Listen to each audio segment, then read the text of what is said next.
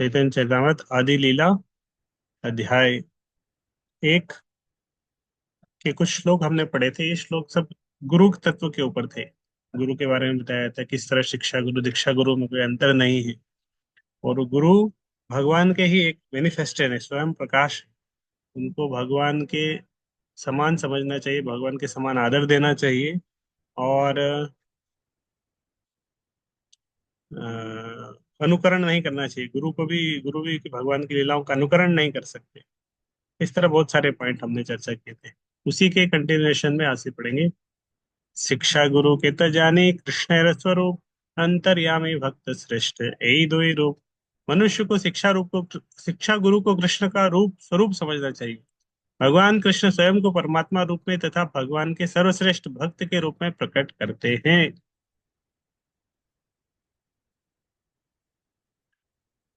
श्रील कृष्णदास कविराज गोस्वामी कहते हैं कि शिक्षा गुरु श्री कृष्ण का प्रमाणिक प्रतिनिधि होता है। श्री कृष्ण स्वयं हम सबको भीतर एवं बाहर से गुरु रूप में शिक्षा देते रहते हैं। भीतर से वे हमारे नित्य संगी परमात्मा के रूप में शिक्षा देते हैं, और बाहर से वे गुरु की भांति भगवत गीता की शिक्षा देते हैं। शिक्षा गुरु दो प्रकार के होते हैं। एक वह जो मुक्त अवस्था में भक्ति के ध्यान में पूर्णतया निमग्न रहता है, और दूसरा वह जो समुचित शिक्षाओं द्वारा शिष्य की आध्यात्मिक चेतना को जागृत करता है। इस प्रकार भक्ति विज्ञान के उपदेशों को वस्तुपरक तथा आत्मपरक रूप में विभाजित किया जाता है। कृष्ण से मिलाने के लिए अधिकृत होने के कारण आचार्य वास्तव में शिष्य के आध्यात्मिक ज्ञान को समृद्ध बनाता है। इस प्रकार उसे भक्ति कार्यों के प्रति जागृत करता है। जब कोई स्वरूप सिद्ध गुरु से ज्ञान प्राप्त करके भगवान विष्णु की सेवा में अपने आप को लगाता है, तब अभिधेय भक्ति का शुभारंभ होता है। तो अभिधेय भक्ति मतलब सेवा शुरू होती है। संबंध मतलब केवल जानना की जुड़ना। फिर अभिधेय मतलब भी सेवा करना। भक्ति की ये क्रियाएं अभिधेय अर्थात कर्तव्य कहलाती है। हमारे एकमात्र आश्रय परमेश्वर ही है। जो व्यक्ति यह शिक्षा देता है कि कृष्ण तक किस प्रकार पहुंचा जाए, वह भगवान का कार्यकारी रूप होता है। आश्रयदाता भगवान तथा शिक्षा गुरुओं में कोई भेद नहीं होता। यदि कोई मूर्खतावश इनमें अंतर करता है, तो वह भक्ति साधना में अपराध करता है।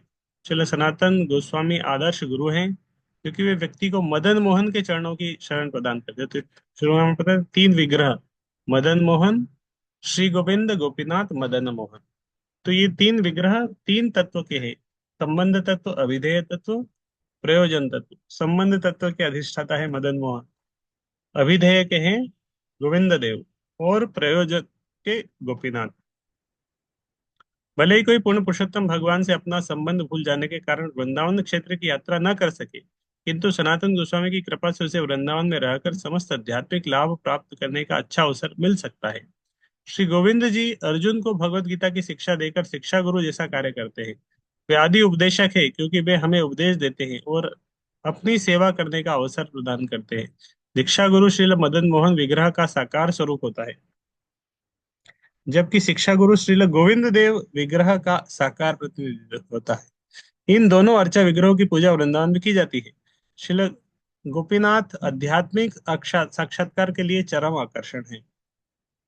तो दीक्षा गुरु को है मदन मोहन विग्रह के साकार स्वरूप है, और शिक्षा गुरु है गोविंद देव विग्रह के साकार स्वरूप, और गोपीनाथ है आध्यात्मिक साक्षात्कार के लिए चरम आकर्षण। तो ये नेक्स्ट श्लोक आया। नेवोपयन्त्यपर्चितं कवयस्तवेष ब्रह्मायुषापि कृतमृद्धमुदः स्मरन्तः युवन्तर्बहिस्तनु भृतामशुभं विधुन्वन्त आचार्य चैत्य वपुषा स्वगतिम व्यनक्ति। ये श्रीमद् भागवतम का एक श्लोक है। उद्धव कृष्ण को बोलते हैं। उद्धव ने अपना रियलाइजेशन बताया। तो उद्धव बोल रहे हैं, प्रभु दिव्य कविगण एवं आध्यात्मिक विकास में दक्ष व्यक्ति ब्रह्मा के समान दीर्घायु प्राप्त करके भी आपके प्रति अपनी कृतज्ञता को पूरी तरह व्यक्त नहीं कर सकते, क्योंकि आप दो रूपों में, बाहर से आचार्य के रूप में, भीतर से परमात्मा के रूप में देहधारी जीव को अपने पास आने का निर्देश देकर मुक्ति प्रदान करने के लिए प्रकट करते हैं। तो भगवान दोनों तरफ से गाइड करते हैं, बाहर से गुरु के माध्यम से, अंदर से परमात्मा परमात्मा के रूप में गाइड करते हैं। अंदर से भगवान उपदेश देते हैं, इंस्ट्रक्शन देते हैं, अंदर से भी, अंदर से बाहर। इतो नरसिंह परतो नरसिंह, दोनों तरफ से भगवान गाइड करते हैं। तेषां सतत युक्तानां भजतां प्रीतिपूर्वकं ददामि बुद्धि योगम तम येन माम उपयान्ति ते। जो लोग निरंतर मेरी भक्ति में संलग्न रहते हुए प्रेम पूर्वक मेरी सेवा करते हैं, उन्हें मैं ऐसा ज्ञान प्रदान करता हूँ जिससे वे मेरे पास आ सके। तो भगवान खुद ही बोले, ददामि बुद्धि योगम, मैं बुद्धि योग देता हूँ जिससे वो मेरे पास आ सके। भगवत गीता का यह श्लोक स्पष्ट रूप से बतलाता है कि गोविंद देव किस प्रकार अपने प्रामाणिक भक्त को शिक्षा देते हैं। भगवान यह घोषित करते हैं कि जो उनकी दिव्य प्रेममयी सेवा में निरंतर लगे रहते हैं, उन्हें वे आस्तिक ज्ञान का प्रकाश देकर अपने प्रति अनुरक्ति प्रदान करते हैं। दिव्य चेतना की इस जागृति से भक्त मुग्ध हो जाता है और इस तरह वह अपने नित्य दिव्य रस का आस्वादन करता है। ऐसी जागृति केवल उन्हें प्रदान की जाती है जो भक्ति द्वारा भगवान की दिव्य प्रकृति के बारे में आश्वस्त रहते हैं। वे जानते हैं कि परम सत्य, जो कि पूर्ण आध्यात्मिक एवं सर्वशक्तिमान पुरुष है, अद्वितीय है और इनकी इंद्रियां पूर्णतया दिव्य है एवं समस्त सृष्टि के उद्गम है। ऐसे शुद्ध भक्त सदैव कृष्ण के ज्ञान में तथा कृष्ण भावना में निमग्न रहकर विचारों एवं अनुभूतियों का आदान प्रदान उसी तरह करते हैं जिस तरह बड़े बड़े वैज्ञानिक परिषदों में अपनी खोज के परिणामों एवं अपने दृष्टिकोणों पर विचार विमर्श करते हैं। कृष्ण के विषय में इस प्रकार के विचार विनिमयों से भगवान को प्रसन्नता होती है। अतः वे ऐसे भक्तों को समस्त ज्ञान प्रदान करने का अनुग्रह करते हैं। यथा ब्रह्मणे भगवान स्वयं उपदिश्यानुभावितवान। पूर्ण पुरुषोत्तम भगवान ने ब्रह्मा को शिक्षा दी और उन्हें स्वरूप सिद्ध बनाया। यह अंग्रेजी कहावत है कि भगवान उनकी सहायता करते हैं जो अपनी सहायता स्वयं करते हैं। इंग्लिश में बोलते हैं, God help those who help themselves. Divya क्षेत्र में भी लागू होती है। प्रामाणिक शास्त्रों में ऐसे अनेक उदाहरण भरे पड़े हैं जिनमें भगवान भीतर से गुरु के रूप में कार्य करते हैं। उन्होंने ही इस विराट सृष्टि के प्रथम जीव ब्रह्मा को गुरु के रूप में शिक्षा दी थी। जब ब्रह्मा जी सबसे पहले उत्पन्न हुए थे तो वे विराट सृष्टि का निर्माण करने में अपनी सृजनात्मक शक्ति का उपयोग नहीं कर सके। ब्रह्मा जी का जन्म हुआ था कमल के ऊपर। जन्म के बाद वो सोच रहे थे, करूं क्या, क्या करना है, समझ में नहीं आ रहा, कहाँ से आया हूँ, किधर आया हूँ।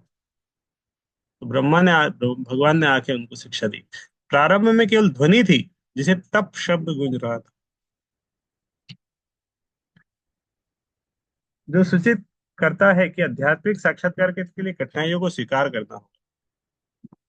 आध्यात्मिक साक्षात्कार के लिए मनुष्य को सारे इंद्रिय भोगों से विरत होकर सभी प्रकार के कष्टों को अपनी इच्छा से स्वीकार करना चाहिए। यही तपस्या कहलाती है। इंद्रियों का भोक्ता कभी भी ईश्वरत्व या आस्तिक विज्ञान की अनुभूति प्राप्त नहीं कर सकता। इस तरह जब ब्रह्मा जी श्री कृष्ण के द्वारा तप शब्द ध्वनि से दीक्षित कर दिए गए तो वे तप में लग गए और विष्णु की कृपा से आध्यात्मिक साक्षात्कार के द्वारा दिव्य जगत श्री वैकुंठ का दर्शन करने में समर्थ हो सके। आधुनिक विज्ञान रेडियो, टेलीविजन तथा कंप्यूटर जैसी भौतिक खोजों के बल पर संपर्क स्थापित कर सकता है, किंतु मनुष्यों के मूल पिता ब्रह्मा ने तपस्या द्वारा जिस विज्ञान का आवाहन किया वह इससे भी अधिक सूक्ष्म था। समय आने पर भौतिक विज्ञानी यह भी जान सकेंगे कि हम वैकुंठ लोक के साथ किस प्रकार संपर्क स्थापित कर सकते हैं। ब्रह्मा जी ने भगवान की शक्तियों के विषय में जिज्ञासा की तो भगवान ने इनका उत्तर निम्नलिखित 6 कथनों के रूप में दिया। ये उपदेश जिन्हें श्रीमद् भागवत से उद्धृत किया जा रहा है उन्हें भगवान द्वारा परम गुरु के रूप में दिए गए थे। तो श्रीमद् चैतन्य चरितामृत में ऐसा नहीं, सब बांग्ला में श्लोक। चैतन्य चरितामृत में भागवत के भी बहुत सारे श्लोक हैं, भगवत गीता के भी बहुत सारे श्लोक। जैसे अभी थोड़ी देर पहले गीता का श्लोक आया, भागवत का श्लोक आया। तो कृष्णदास कविराज गोस्वामी ने अलग अलग उद्धरण को प्रस्तुत करने के लिए श्रीमद् भगवत गीता और भागवतम और भी अलग अलग ग्रंथों से कोट किया है कि यही चीज भागवत में भी बताया गया है, ऐसा गीता में भी बताया गया है। ज्ञानम परम गुह्यम में यद विज्ञान समन्वितम स रहस्यम तदंगम च ग्रहाण गदीयम मया। मैं जो तुमसे कहूंगा उसे ध्यान पूर्वक सुनो, क्योंकि मेरे विषय में जो दिव्य ज्ञान है वह न केवल वैज्ञानिक है अपितु रहस्यों से भी पूर्ण है। श्री कृष्ण का दिव्य ज्ञान ब्रह्मा के निर्विशेष ज्ञान से अधिक महान है, क्योंकि इसमें न केवल उनके रूप एवं व्यक्तित्व का अपितु उनसे संबंधित हर वस्तु का भी ज्ञान निहित रहता है। ऐसी कोई वस्तु नहीं है जो कृष्ण से संबंधित न हो। भाव यह है कि श्री कृष्ण के अतिरिक्त अन्य कुछ भी नहीं है, किंतु साथ ही उनके आदि व्यक्तित्व को छोड़कर अन्य कुछ भी श्री कृष्ण नहीं है। यह ज्ञान दिव्य विज्ञान है, और विष्णु ब्रह्मा जी को इसी ज्ञान का पूर्ण ज्ञान देना चाहते हैं। इस ज्ञान के रहस्य की चरम परिणति भगवान के प्रति व्यक्तिगत अनुरक्ति है, जिससे जिसके फलस्वरूप प्रत्येक कृष्ण विहीन वस्तु से विरक्ति हो जाती है। इस अवस्था तक पहुंचने के 9 वैकल्पिक दिव्य साधन है: श्रवण, कीर्तन, स्मरण, पाद सेवन, पूजा, प्रार्थना, दास्य भाव में सेवा, भगवान के साथ बंधुत्व और आत्मसंग। ये 9 विधि है भक्ति की। कल ही पढ़ा हमने कहीं पे 9 विधि, शायद इसी चैतन्य चेतावनी में ऊपर में आया था। 9 विधि नहीं, भगवत गीता जो गीता सार पढ़ रहे थे उसमें आई थी: श्रवणम कीर्तनम विष्णु स्मरणम पाद सेवनम अर्चनम वंदनम दास्यम साख्यम आत्मनिवेदनम। तो ये प्रहलाद भागवत से है। ये श्लोक भागवत में आता है, जिसमें प्रहलाद महाराज हिरण्यकशिपु को बताते हैं। हिरण्यकशिपु ने जब प्रहलाद से पूछा था, बेटा क्या सीखा तुमने गुरुकुल में, तो उसने तुरंत ये श्लोक कोट किया था कि भक्ति भक्ति के बारे में सीखा है, 9 विधियां हैं भगवान से जुड़ने की। ये उसी भक्ति के विभिन्न अंग है जो दिव्य रहस्य से परिपूर्ण है। भगवान ने ब्रह्मा जी से कहा कि चूंकि वे उनसे प्रसन्न हैं, अतः वे अपनी कृपा से इस रहस्य को प्रकट कर रहे हैं। यावानहं यथा भावो यद्रूपं गुणकर्मकः तथैव तत् विज्ञानमस्तु ते मद अनुग्रहात्। मेरी अहेतु की कृपा से तुम्हें मेरे व्यक्तित्व, स्वरूप, गुण तथा लीला संबंधी सत्य के बारे में सारा ज्ञान प्राप्त हो जाए। तो भगवान की कृपा से ही इस तरह ज्ञान प्राप्त होता है। भगवान जब कृपा करते हैं, ब्रह्मा जी के ऊपर कृपा किया तो ज्ञान प्राप्त हुआ। और इस तरह अलग अलग भक्त भगवान की तरफ अगर आगे बढ़ने के लिए थोड़ा मेहनत करते, प्रयास करते हैं, तो भगवान कृपा करके देते हैं, बुद्धि योग देते हैं। भगवान के दिव्य साकार रूप रहस्यमय है, और इन रूपों के लक्षण भी रहस्यमय है, जो संसारी तत्वों से बनी किसी भी वस्तु से सर्वथा भिन्न है। भगवान के अनंत रूप जैसे श्याम सुंदर, श्री नारायण, श्री राम तथा गौर सुंदर, इन स्वरूपों के रंग, उनके गुण तथा शुद्ध भक्तों के लिए साकार रूप तथा शुष्क चिंतकों के लिए निर्विशेष ब्रह्म पहलू, उनकी समझ सामान्य लीलाएं तथा गोवर्धन पर्वत उठाना, द्वारका में 16,000 से अधिक रानियों से विवाह करना तथा ब्रज बालाओं के साथ रास में प्रवेश करना, रास के समय जितनी गोपियां थी उतने रूपों में विस्तार करना, ये तथा असंख्य अन्य असंख्य असामान्य कार्य तथा गुण, ये सारे के सारे रहस्यमय है। इसका एक पक्ष भगवत गीता के वैज्ञानिक ज्ञान में वस्तु प्रस्तुत हुआ है, जिसका अध्ययन तथा सम्मान सभी श्रेणी के पंडितों द्वारा विश्व भर में किया जाता है, और जिसकी उतनी ही टीकाएं हैं जितने अनुभववादी दार्शनिक हैं। इन रहस्यों के सत्य का उद्घाटन अवरोह विधि से ब्रह्मा के समक्ष किया गया। इसमें आरोह विधि कारगर नहीं होती। भगवान की यह कृपा ब्रह्मा जैसे भक्त पर होती है, फिर प्रमाणिक गुरु शिष्य परंपरा से ब्रह्मा से नारद तक, फिर नारद से व्यास और व्यासदेव से सुखदेव आदि तक पहुंचती है। हम अपने भौतिक प्रयासों से भगवान के रहस्यों को नहीं खोज सकते। ये रहस्य भगवान की कृपा से योग्य भक्तों को ही प्रकट होते हैं। ये रहस्य विभिन्न श्रेणी के भक्तों की को उनकी सेवा प्रवृत्ति के क्रमिक विकास के अनुपात में प्रकट होते हैं। दूसरे शब्दों में निर्विशेषवादी जो अपने तुच्छ ज्ञान तथा रुग्ण चिंतन के बल पर आश्रित होते हैं, ऊपर बताई गई श्रवण, कीर्तन तथा अन्य प्रकार की सेवा नहीं करते, वे अध्यात्म के उस रहस्य क्षेत्र में प्रवेश नहीं कर पाते जहाँ परम सत्य एक दिव्य पुरुष है, जो भौतिक तत्वों के समस्त कल्मशों से मुक्त है। भगवान का रहस्य जान लेने पर वह निर्विशेष पहलू नष्ट हो जाता है, जिसकी अनुभूति सामान्य अध्यात्मवादियों की होती है, जो केवल भौतिक स्तर पर रहकर आध्यात्मिक क्षेत्र में प्रवेश पाने के लिए प्रयत्नशील रहते हैं। तो यहाँ से 53 नंबर श्लोक: अहमेवासमेवाग्रे नान्यत् यत् सत् असत् परम पश्चादहम यद तच्चत् यो अवशिष्येत सौम्यहम। तो ये जो श्लोक है, ये चतुश्लोकी भागवत का श्लोक है। भगवान ने नारद मुनि भगवान ने ब्रह्मा जी को बताया था। तो 4 श्लोक में भागवत, उसी का ये श्लोक है। हमारे मंदिर में देखेंगे अभी दोनों तरफ में 4 4 श्लोक लगे हुए हैं, बोर्ड लगे हुए हैं। तो एक तरफ में 4 श्लोक है, वो चतुश्लोकी भगवत गीता है। दूसरे तरफ में यही श्लोक लगा हुआ है, तो वो चतुश्लोकी भागवत है। सृष्टि के पूर्व केवल मैं ही विद्यमान रहता हूँ और किसी भी स्थूल सूक्ष्म या प्रारंभिक घटना का अस्तित्व नहीं होता। सृष्टि के बाद मैं ही हर वस्तु में विद्यमान रहता हूँ और प्रलय के बाद मैं ही शाश्वत रूप से विद्यमान रहता हूँ। तो सृष्टि के पहले, सृष्टि के बीच में, सृष्टि के बाद हमेशा भगवान रहते हैं। अहम का अर्थ है मैं। अतएव वह वक्ता जो अहम अर्थात मैं कह रहा है, उनका व्यक्तित्व अवश्य होना चाहिए। मायावादी दार्शनिक इस अहम शब्द से निर्विशेष ब्रह्म का अर्थ लगाते हैं। इन मायावादियों को अपने व्याकरण के ज्ञान पर बहुत गर्व होता है, किंतु जिस किसी भी व्यक्ति को व्याकरण का वास्तविक ज्ञान है, वह समझ सकता है कि अहम का अर्थ मैं होता है और मैं से व्यक्ति सूचित होता है। अतएव ब्रह्मा जी से अपने दिव्य रूप का वर्णन करते हुए अहम शब्द का प्रयोग करते हैं। अहम का विशिष्ट अर्थ होता है। यह ऐसा स्पष्ट शब्द नहीं है जिसकी मनमानी व्याख्या की जा सके। जब भगवान कृष्ण अहम शब्द का उच्चारण करते हैं, तो यह पूर्ण पुरुषोत्तम भगवान के अतिरिक्त अन्य किसी का सूचक नहीं है। गीता में भी भगवान बहुत बार अहम शब्द को बताते हैं। तो अहम मतलब मैं मतलब कोई व्यक्ति। सृष्टि के पूर्व तथा इसके प्रलय के बाद केवल भगवान तथा उनके पार्षद ही विद्यमान रहते हैं। भौतिक तत्व का अस्तित्व नहीं रहता। इसकी पुष्टि वैदिक साहित्य में हुई है। वासुदेवो व इदम अग्र आसीन्न ब्रह्मा न च शंकर। सृष्टि के पूर्व न तो ब्रह्मा का अस्तित्व था, न शिव का। केवल विष्णु विद्यमान थे। विष्णु अपने धाम वैकुंठ में रहते हैं। आध्यात्मिक आकाश में असंख्य वैकुंठ ग्रह है और विष्णु अपने पार्षदों एवं साज सामग्री के साथ उनमें से प्रत्येक में निवास करते हैं। भगवत गीता में इसकी भी पुष्टि हुई है कि यद्यपि समय समय पर सृष्टि का नाश होता है, किंतु एक ऐसा भी धाम है जिसका कभी नाश नहीं होता। सृष्टि शब्द तो भौतिक सृजन का सूचक है, क्योंकि आध्यात्मिक जगत में न तो सृजन है न प्रलय, क्योंकि वहां तो हर वस्तु शाश्वत है।